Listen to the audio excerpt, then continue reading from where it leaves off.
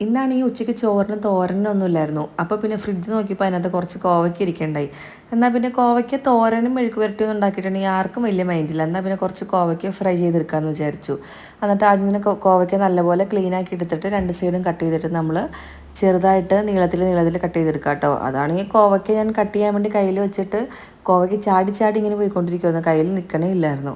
എന്നിട്ട് അതിനകത്തേക്ക് കുറച്ച് ഉപ്പും കുറച്ച് മുളക് പൊടി കൂടി ഇട്ട് നല്ലപോലെ മിക്സ് ചെയ്തെടുക്കുക കേട്ടോ. നിങ്ങൾക്ക് മുളക് പൊടിക്ക് വരെ വേണമെങ്കിൽ മറ്റേ ഈ കുരുമുളക് പൊടിയുടെ ടേസ്റ്റ് ഇഷ്ടമാണെങ്കിൽ കുരുമുളക് പൊടി ചേർത്താലും മതിയേ. ഇനി നമുക്കതൊരു വലിയ പാത്രത്തിലേക്കോ അല്ലെങ്കിൽ ഒരു മുറത്തിലേക്കോ ഒക്കെ ഇട്ടിട്ട് ഒന്ന് നിരത്തി കൊടുക്കാം കേട്ടോ. എന്നിട്ട് നമ്മളത് കുറച്ച് സമയം വെയിലത്ത് വെച്ച് ഉണക്കിയെടുക്കുന്നുണ്ട് കേട്ടോ. ഒത്തിരി ഡ്രൈ ആവണ്ട, അതിൻ്റെ ജസ്റ്റ് ആ വെള്ളമൊക്കെ ഒന്ന് വലിഞ്ഞ് ഒന്ന് ഡ്രൈ ആയി കിട്ടിയാൽ മതി.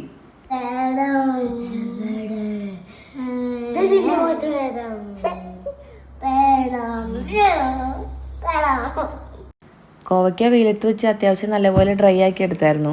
അത് കഴിഞ്ഞിട്ട് നമ്മൾ രാത്രി കോവയ്ക്ക പൊരിക്കാമെന്ന് വിചാരിച്ചു കേട്ടോ. അപ്പോഴേക്കും രണ്ടുപേരും കൂടി എൻ്റെ കൂടെ കിച്ചണിൻ്റെ കൗണ്ടർ ടോപ്പിലൊക്കെ കയറിയിരുന്ന വലിയ കളിയും ചിരിയും വർത്താനമൊക്കെയാണ്. അത് കഴിഞ്ഞിട്ട് ഞാൻ കുറച്ച് എണ്ണ ചൂടാക്കിയിട്ട് അതിലേക്ക് നമ്മുടെ കോവയ്ക്കെല്ലാം ഇട്ട് വറുത്തെടുത്തു കേട്ടോ. ഒത്തിരി സമയമൊന്നും വേണ്ട, പെട്ടെന്ന് തന്നെ നമുക്ക് ഫ്രൈ ചെയ്തെടുക്കാൻ പറ്റും കേട്ടോ. അത് കഴിഞ്ഞിട്ട് പെട്ടെന്ന് ജസ്റ്റ് ഒന്ന് ഇളക്കി കൊടുത്തിട്ട് കോരിയെടുക്കുക. നല്ല ടേസ്റ്റ് ഉണ്ടായിരുന്നു കേട്ടോ. നമ്മുടെ ഈ ഫ്രഞ്ച് ഫ്രൈസൊക്കെ ഉണ്ടാക്കില്ലേ, അതിലേക്കൊരു ചെറിയ ടേസ്റ്റ് പോലെ. എന്നാലും പിള്ളേർക്കൊക്കെ നല്ല ഇഷ്ടപ്പെടും.